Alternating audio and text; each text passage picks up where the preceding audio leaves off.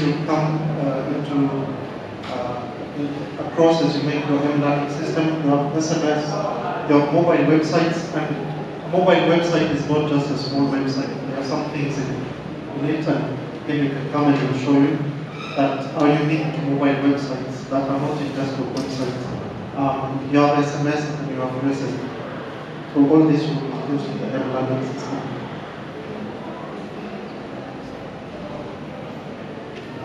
So here we are putting a scenario, Kenyatta University, and I want to come back next year and believe that this thing will be here, because I would like to be part of it as well, this learning system. So you can again support multiple handsets, because we are different, I mean, it's a range of people that we are talking about, and that's of course Java, BlackBerry, etc. All of these, for those who are not as technical, each of these require their own expertise, their own, it's not one application that's cross-platform. And then there are things like, for example, you can cache the data. So, for example, you give out a tablet, as you enter Kenyatta University, you get a tablet that has maybe full year course load in it. So you don't have them to keep downloading from the CMS.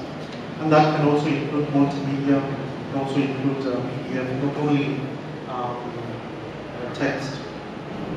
I learn a lot nowadays from video. I used to think it's just reading. And these are just the various technologies out there on application. So USSD, where would it come in? This is especially session-based. So for example, checking balance is what you use it for. So in this case, it could be checking your student grades, could be checking some information that requires a session, like M-Pesa requires a session, meaning remembering of the steps that precede you. So you go through a menu system. So menu-based systems can go well on USSD. So it could be scrolling through courses, etc. So on the SMS, there are various ways of doing it through shortcodes. Long codes, which are the international routing, SMS routing services, and also modem. You can have your modem with your SIM card and airtime and do something with it. And then shortcode is very simple to build. So in terms of revenue, at the end of the day, these things have to work also in a commercial model. Our technology does not exist for consumer. Consumer exists, rather the consumer does not exist. Always think of the consumer first. And then, for example, you could have simple queries like checking again courses or checking your grades or something very short. And also broadcasting messages. So, for example, today I broadcast a message. This is happening. I'm sorry, I sent.